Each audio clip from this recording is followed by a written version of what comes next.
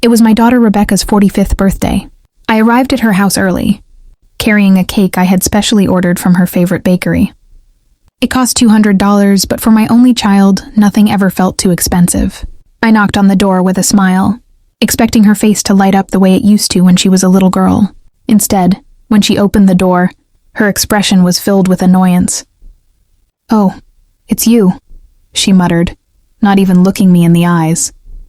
"Happy birthday, my love," I said softly, holding out the cake with the candles already placed on top. "I brought your favorite chocolate with strawberries. Just like when you were a kid." Rebecca sighed deeply, as if my gift was a burden. "Mom, we need to talk," she said coldly, letting me inside without even saying thank you. We sat down in the living room of her beautiful house, the same house I had completely paid for when she married David. I had given her $50,000 from my life savings money. I earned penny by penny while working double shifts as a nurse for 40 years. "You know, Mom," Rebecca began in the distant voice she had developed over the past few years, "I've been thinking a lot about my birthday, about gifts, about what would truly make me happy." I nodded eagerly. "Of course, my love. Tell me what you want. A trip? Jewelry? Maybe that new car you mentioned?" She looked straight into my eyes. What I saw there made my blood run cold. It was pure contempt. "The one thing I would love most as a birthday present," she said slowly, enjoying every word, "is for you to just die." The world stopped. I felt as if my heart had been ripped out of my chest. Her words echoed in my ears over and over again. My own daughter, wishing for my death as a gift. What did you just say?" I whispered, tears filling my eyes. "You heard me," she replied without emotion. "I'm tired of you, Mom. Tired of your calls, your surprise visits, of you always being around. My life would be so much easier if you would just disappear." My hands began to shake. 72 years of life, 45 years of being her mother. I never imagined I would hear such words from my own child. "Rebecca," I cried, my voice breaking, "I'm your mother. I've given you everything," I said quietly. "I've sacrificed everything for you." "Exactly," she interrupted, standing up from the sofa. "And that's why you're suffocating me. I can't breathe with your constant presence. I need freedom. I need you to let me live my life without your drama and your emotional needs." The $200 cake was still in my hands, the candles slowly melting. Everything I had imagined for that day, hugs, laughter, maybe a family dinner, vanished like smoke. "But honey," I tried one last time, "I just want to be close to you. To be part of your life. You're all I have." "And that's exactly the problem," she replied, crossing her arms. "The fact that I'm all you have. Go get a life of your own and leave me alone." I stood up from the sofa, my legs trembling, holding the cake that now felt like a cruel joke. "I can't believe you're saying this to me," I murmured. "After everything I've done for you." "Everything you've done?" She laughed sarcastically. "Mom, everything you've done was for yourself, to feel needed, to control my life. But I'm not a little girl anymore." I walked toward the door, feeling as though every step was stealing years from my life.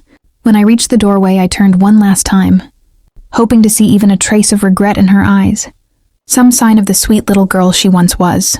But all I saw was impatience. Impatience for me to leave so she could finally celebrate her birthday, without the nuisance I had become. "Happy birthday, Rebecca," I whispered. Then I walked out of that house and closed the door behind me, not knowing that it would be the last time I would ever enter it as the mother who had sacrificed everything. What my daughter didn't know was that she had awakened something inside me, something that had been dormant for decades. I arrived at my small apartment with trembling legs and a shattered heart. The $200 cake ended up in the trash, the melted candles mirroring the tears that refused to stop falling. I sat down on my old sofa, the same sofa where I had nursed Rebecca as a baby, where I had read her bedtime stories night after night, where I had cried tears of joy every time she called me Mom. How had I ended up here? How could my own daughter, the child I carried in my womb for 9 months, wish for my death with such coldness? I began to remember everything. Absolutely everything I had done for her over the past 45 years. When she was 3 years old and fell ill with pneumonia, I worked triple shifts at the hospital to pay for her medicine. The antibiotics cost $200, and my insurance didn't cover them. I sold my late mother's jewelry to afford it. When she turned 16 and wanted to go to prom, I worked entire weekends for 4 months to buy. Her that pink dress that cost $800. I still remembered how her eyes sparkled when she tried it on. "Thank you, Mom. You're the best in the world," she had said, hugging me tightly. In college, when she changed her major for the 3rd time, I paid for every single semester without a complaint. $42,000 in total. I took out a second mortgage on my house to make it possible. "Don't worry, honey," I told her every time she called me crying. "Your education is the most important thing." When she married David, I organized and paid for the entire wedding. $35,000 so she could have the wedding of her dreams. The most elegant ballroom in the city. The most beautiful flowers.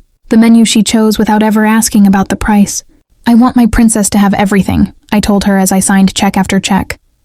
And then came the house. That very house, the one where she had just humiliated me. When Rebecca and David decided they wanted to buy their first home, I didn't hesitate for a second. "Don't worry about the down payment," I told them. "I'll take care of it."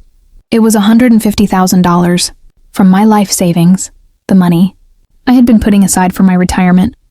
But it didn't end there. When the twins were born 5 years ago, I became the unpaid babysitter. Every time Rebecca wanted to go out with David, every time they had plans and needed someone to watch the children, I was there. I never charged a single cent. I was happy just to help my daughter live the life she had always dreamed of. When David lost his job last year, who paid the mortgage for 8 months? I did. $16,000 taken straight from my pension. Money that meant surviving on rice and beans for weeks just to make ends meet. And when the twins needed braces, I covered another $4,000 without hesitation. "Don't worry," I told them as I saw the stress on their faces. "That's what grandparents are for." I stood up from the sofa and went to my desk, where I kept every receipt, every proof of each dollar I had ever spent on my daughter and her family. There were boxes filled with documents. I hadn't kept them out of mistrust, but because they made me proud. They reminded me of everything I had been able to do for them. I started doing the math, raising Rebecca from birth until she was independent. Approximately $200,000. College, $42,000. The wedding, $35,000. The house down payment, $150,000. Mortgage payments during David's unemployment, $16,000. The twins' braces, $4,000. Birthday and Christmas gifts over the years, at least another $10,000. The total was devastating, over $460,000, nearly $500,000 invested in my daughter's happiness, and all of it, just to hear that her greatest wish was for me to die. Tears fell onto the papers as I added and subtracted the numbers. If I had placed that money in a savings account with compound interest, I would have more than $600,000 today. I could be living in a comfortable house, traveling the world, enjoying a peaceful retirement, instead of counting pennies in this tiny apartment. But no, I had chosen to invest in love. I had believed that every dollar spent on my daughter was worth it, that every sacrifice mattered, that in the end, I would have a daughter who loved me and would care for me in my old age. How foolish I had been. I picked up my phone and dialed Rebecca's number. I needed to hear her voice one more time. I needed to confirm that she had truly said those terrible words. "What do you want now, Mom?" She answered with irritation after the 5th ring. "Rebecca," I said in a trembling voice, "I need to know if you really meant what you said to me today." "Of course I meant it," she replied without a trace of remorse. "Mom, it's time you understand that I need space. Your obsession with me isn't healthy." "Obsession?" I repeated in disbelief. "You call a mother's love obsession?" "Yes," she said coldly. "Exactly that. And I hope that after today, you finally get the message. I need you to respect my boundaries and let me live my life." I hung up the phone without saying goodbye. There was no misunderstanding. My daughter truly believed that my love was a burden, that my presence in her life was a problem she needed to solve. That night, I couldn't sleep. I lay awake staring at the ceiling, replaying every beautiful moment we had ever shared. Every hug, every "I love you, Mom" that had once come from her lips. Had it all been a lie? Or had I simply raised a daughter who had become so selfish that she could no longer see beyond her own needs? At 3 a.m, something inside me changed. The sadness slowly transformed into something else, into anger, into indignation, into a painful clarity. I finally understood that I had been used, manipulated and discarded like a used tissue. My daughter wanted me to die. Well then, maybe it was time to give her exactly what she had asked for. The next morning, I woke up with a mental clarity I hadn't felt in years. The sadness was gone, replaced by something far more powerful: determination. If my daughter wanted me to disappear from her life, I would, but not in the way she expected. I put on my best clothes and stepped out with a clear purpose. My first stop was the bank, where I shared a joint account with Rebecca for emergency expenses related to her house. I had opened that account just in case and had deposited $20,000 into it for any unexpected situations. "Good morning, Mrs. Johnson," said the bank manager. "Mr. Martinez, who had known me for many years. How can I help you today?" he asked. "I want to close joint account number 45872891, said with a smile he mistook for kindness, but which was, in reality, pure resolve. "Are you sure?" he asked, checking his computer screen. "That account has a considerable balance of $20,000. "Completely sure," I replied. "I want to transfer all of that money to my personal account." I signed the papers with a steady hand. Seeing those $20,000 returned to my own account gave me a satisfaction I hadn't felt in years. It was only the beginning. My next stop was the mortgage loan office. During the year David had been unemployed, I had co-signed their mortgage. That meant if they couldn't pay, the responsibility would fall on me, but it also meant I had rights to that property. "Mrs. Johnson," the loan officer, Ms. Williams, greeted me. "What brings you here today?" "I want to review the mortgage contract where I appear as a co-signer," I explained. "I need to understand exactly what my rights and obligations are." As she searched for the documents, my mind drifted back to the day I had signed those papers. Rebecca had cried with emotion. "Thank you, Mom. I don't know what we'd do without you." "You're our savior," she had said, hugging me tightly. David had thanked me as well, promising that they would never miss a payment. "Here are the documents," Ms. Williams said, placing a thick folder in front of me. "As a co-signer, you are responsible for the payments if the primary holders are unable to make them. However, you also have the right to reclaim the property if you believe the debtors will not be able to fulfill their obligations." "Exactly," I replied, carefully examining the papers. "Is there a problem with the payments?" she asked with professional concern. "I'm evaluating the situation," I said, slipping copies of the documents into my bag. "What would I need to do if I decided to exercise my rights as a co-signer?" "You would need to demonstrate that there is a risk of default, or that there have already been significant delays," she explained. "In your case, I see that you covered 8 months of payments last year, which is already sufficient. Evidence that the primary holders lack financial stability." Perfect, I thought to myself. David had lost his job again just last week. Information Rebecca had shared with me carelessly, without considering the consequences. She thought she was indirectly asking for help. What she was really doing was handing me the tools I needed. I left the office with a quiet smile. My dear daughter had no idea that a storm was slowly gathering. My third stop was my personal lawyer, Mr. Ansel Adams, a 70-year-old man and a longtime friend of my late husband. He knew my entire family history and had witnessed my sacrifices for Rebecca over the decades. "Julieta," he greeted me warmly. "What brings you to my office?" Ansel asked. "It's not common to see you here." "Ansel, I need your help with something very important," I said, sitting across from his desk. "I want to completely change my will." His eyebrows shot up in surprise. "Has something happened with Rebecca?" I told him everything. Every cruel word, every moment of contempt, the coldness with which she had wished for my death on her own birthday. Ansel listened in silence, his expression growing more serious with each detail.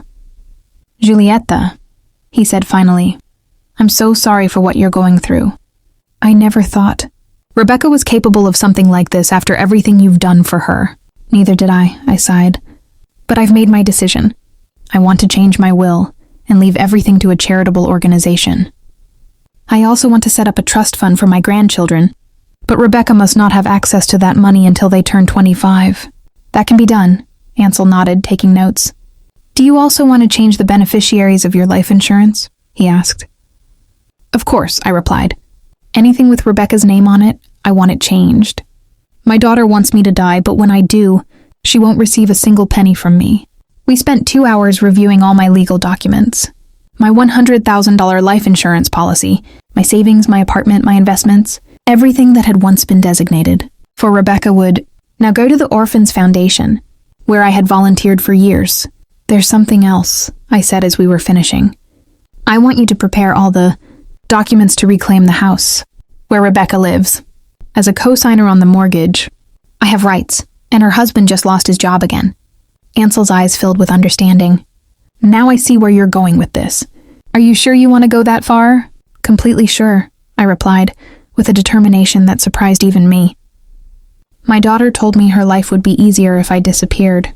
Well, I'm going to disappear, but first, I'm going to make sure she understands exactly what it means to live without me, and without everything I've done for her. When I left Ansel's office, it was already dark. I walked through the streets of my neighborhood feeling renewed, as if I had just woken up from a very long dream. For 45 years, I had lived for Rebecca. I had sacrificed my own dreams and desires to give her everything she wanted. But no more. I returned to my apartment and poured myself a glass of wine, something I hadn't done in years. Toasting myself felt strange, but incredibly liberating. I picked up my phone and dialed a number I had saved months ago but had never dared to use. It was a travel agency that specialized in retirees and offered programs for living abroad. Good evening, this is Julietta Johnson, I said when they answered. I saw your promotion about living in Switzerland. Could you send me complete information? Of course, Mrs. Johnson, the agent replied. Switzerland is a very popular destination among our clients. We offer several programs, from temporary stays to permanent residency. What kind of information do you need? Everything, I said without hesitation. I want to know everything about how a 72-year-old can start a new life in Switzerland. After hanging up, I stood by the window, looking out at the city where I had lived my entire life. Soon, all of it would be nothing more than a memory. My daughter had asked for my disappearance as a birthday gift, and I was going to grant it to her in the most spectacular way possible. What Rebecca didn't know was that her wish was about to become her worst nightmare. The following days were a roller coaster of emotions and secret preparations. Every morning, I woke up with a mix of pain and determination that pushed me forward. It felt as though I had finally awakened from a long slumber, one where I had lived, only to please my daughter. Now, at last, I was living for myself. On Wednesday morning, my phone rang. It was Rebecca. For a brief moment, my heart raced. I thought, naively, that maybe she had reconsidered, that she might apologize for the cruel words she had said. How foolish I still was. Mom, she said in that cold voice she had adopted recently, I need you to do me a favor. No hello, no concern. She went straight to the point, as if I were her personal assistant. What do you need? I asked, curious to see how far her audacity would go. The twins have a presentation at school on Friday, and David and I have an important work dinner. Could you watch them that night? The irony was almost amusing. The same woman who had wished for my death as a birthday gift was now asking me to babysit her children as if nothing had happened, as if I were a resource available, 24 hours a day. I can't, I replied calmly. What do you mean you can't? She asked, genuinely surprised. Evidently, she wasn't used to me saying no. I have other plans, I said, lying with a smile she couldn't see. What plans could you possibly have? She asked in that condescending tone that cut deeply, as if, at 72 years old, I didn't have the right to a life of my own. Plans that are none of your business, I replied calmly. Find another sitter. But Mom, I can't get a sitter on such short notice. And since when do you charge me to watch your own grandchildren? There it was, the emotional manipulation she had used on me for years. But this time it wouldn't work. Since you told me your greatest gift would be for me to die, I answered coldly. If you want me to disappear from your life, I'm starting now. There was a long silence on the other end of the line. Finally, Rebecca let out a sarcastic laugh. Seriously? You're going to punish me like some spoiled brat? She said. I thought after a few days the drama would be over. This isn't drama, Rebecca, I replied. It's respect for your wish. You wanted me to disappear. So that's exactly what I'm doing. Fine, she said irritably. If you want to be that childish, that's on you. But don't come crying later when you're lonely. She hung up without saying goodbye. Perfect. Every interaction confirmed that I was making the right decision. That afternoon, I went back to the bank. This time to do something I never thought I would do. Withdraw most of my savings in cash. It was $30,000 that I placed inside an envelope and locked. Away in my personal safe, the money I would need for my new life in Switzerland. I also called the travel agency and confirmed my trip. A flight to Zurich for next Tuesday with the option to extend my stay indefinitely. The initial cost was $5,000, which I paid without hesitation. It was the most expensive and the smartest investment I had made in years. On Thursday morning, I received an unexpected visit. It was my neighbor Elvira, a 68-year-old woman who lived in the apartment next door and with whom I had built a close friendship over the past 5 years. She sat in my living room with a cup of coffee and looked at me carefully. "Julieta," she said gently, "you look different these days. Has something happened?" Elvira had been a silent witness to all my sacrifices for Rebecca. She had seen me cancel plans with her countless times just to rush over whenever my daughter needed me. She had seen the bags of expensive groceries I bought to take to Rebecca, while I survived on canned soup to save money.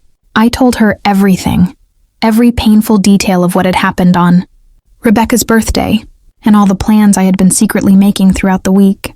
"My God, Julieta," Elvira whispered, her eyes filling with tears. "I can't believe Rebecca would say something so cruel to you after everything you've done for her." "The worst part," I said quietly, "is that she said it as if it were the most normal thing in the world, as if I were just a nuisance in her life that needed to be removed." "And you're really going to Switzerland?" Elvira asked softly. "Yes," I replied firmly. "I've already bought the ticket. I'm leaving on Tuesday." Elvira took my hands gently. "You know you have my full support, right? What Rebecca did to you is unforgivable." "There's something else," I said, lowering my voice. "I'm going to need your help with something very important."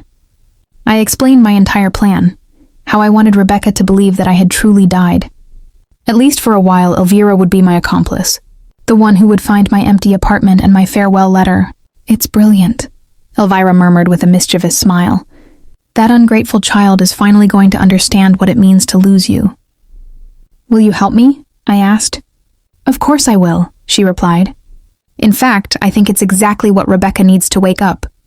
That night, I worked on the most important letter of my life, the letter Rebecca would find on her table, the one that would change everything forever. I wrote and rewrote every word, making sure it said exactly what I needed it to say.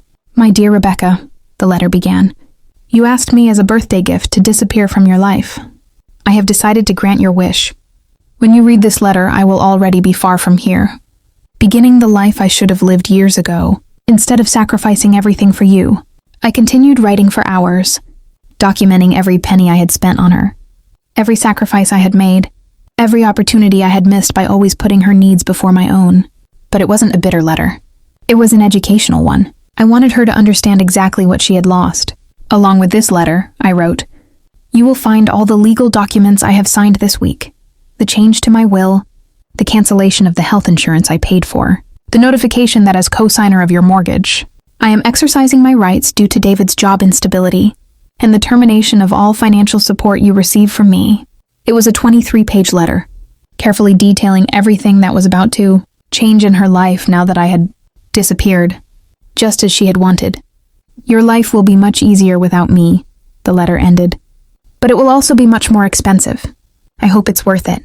On Friday night, as I packed my most important belongings into 2 suitcases, I received a call from Rebecca.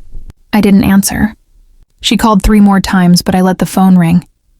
I had nothing left to say. The next day, Saturday, David appeared at my door. He looked exhausted and desperate.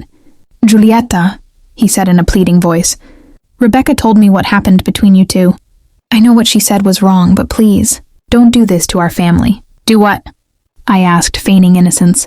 "Stop helping us," David said. "Just withdrawing from our lives like this. The kids need you. We need you." How interesting. When Rebecca wanted to get rid of me, I was a nuisance. But the moment they realized everything I had done for them, suddenly they needed me again. "David," I said calmly, "your wife was very clear with me. My presence in her life is a burden she no longer wants to carry. I'm simply respecting her wishes. But Julieta, you know how Rebecca is when she gets angry," he pleaded. "She didn't mean it."